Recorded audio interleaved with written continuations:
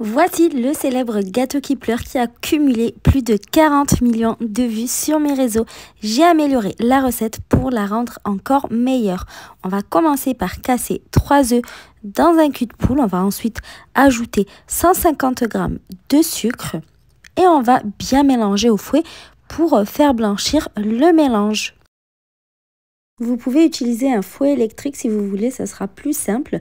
Donc ensuite, on ajoute 80 ml d'huile de tournesol ainsi que 200 ml de crème liquide entière à 30% de matière grasse. Minimum, j'ajoute une cuillère à café de vanille en poudre, une bonne pincée de sel. Et je continue à bien mélanger le tout. Le fait d'ajouter la crème liquide va rendre le gâteau encore plus moelleux. Ensuite, je tamise 100 g de farine et je tamise également 90 g de maïzena. Ça va rendre la génoise plus légère. Je tamise également 30 g de cacao amer. Et pour terminer, un sachet de levure chimique de 7 g. On mélange bien au fouet au centre en partant vers les bords jusqu'à obtention d'une pâte homogène et sans grumeaux. C'est très important de tamiser les poudres, ça évite justement d'avoir beaucoup de grumeaux dans la pâte.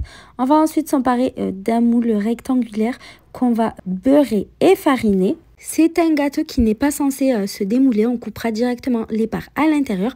Donc pour cela, je vous conseille pas du tout de mettre du papier cuisson pour ne pas risquer de manger des bouts de papier. Donc optez plutôt pour la technique beurre-farine. On va ensuite verser l'intégralité de l'appareil à génoise. On va bien la répartir uniformément dans le moule et on cuit le gâteau à 180 degrés pendant 20 minutes. Pendant la cuisson, on va préparer le chocolat chaud qui va servir de sirop d'imbibage. Donc, on mélange tout simplement 200 ml de lait avec 15 g de cacao amer.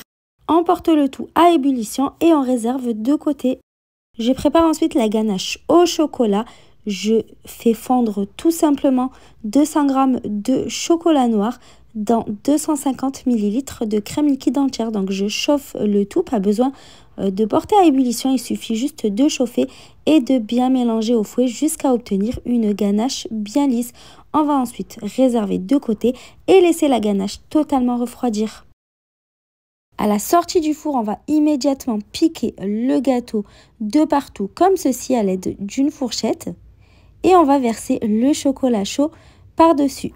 Vous le versez en 2 ou 3 fois, vous laissez le gâteau bien absorber le chocolat chaud à chaque fois et ensuite vous en remettez. Pour la crème chantilly, on va mélanger 550 ml de crème liquide entière, 30% de matière grasse minimum avec 50 g de sucre glace et également 100 g de noix de coco râpée. La crème liquide doit être très froide. On va s'emparer du fouet électrique et fouetter jusqu'à obtenir une crème bien ferme et onctueuse. Si vous voulez une crème extrêmement ferme qui se tient bien, vous pouvez ajouter du mascarpone. Vous en mettrez entre 100 et 150 g. Si votre gâteau n'a pas encore complètement refroidi, vous réservez votre crème chantilly au réfrigérateur. Vous attendez bien que le gâteau soit à température ambiante. Vous pouvez même le mettre au réfrigérateur, c'est encore mieux pour qu'il commence à bien refroidir et vous allez ensuite étaler uniformément votre crème chantilly par-dessus. Si le gâteau est encore chaud, il va faire fondre complètement la crème. On réserve ensuite environ 30 minutes avant de verser la ganache au chocolat également complètement refroidie. On l'étale uniformément et on recouvre la ganache de noix de coco râpée.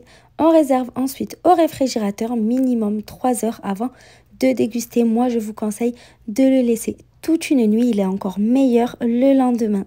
J'espère que la recette vous a plu. À bientôt!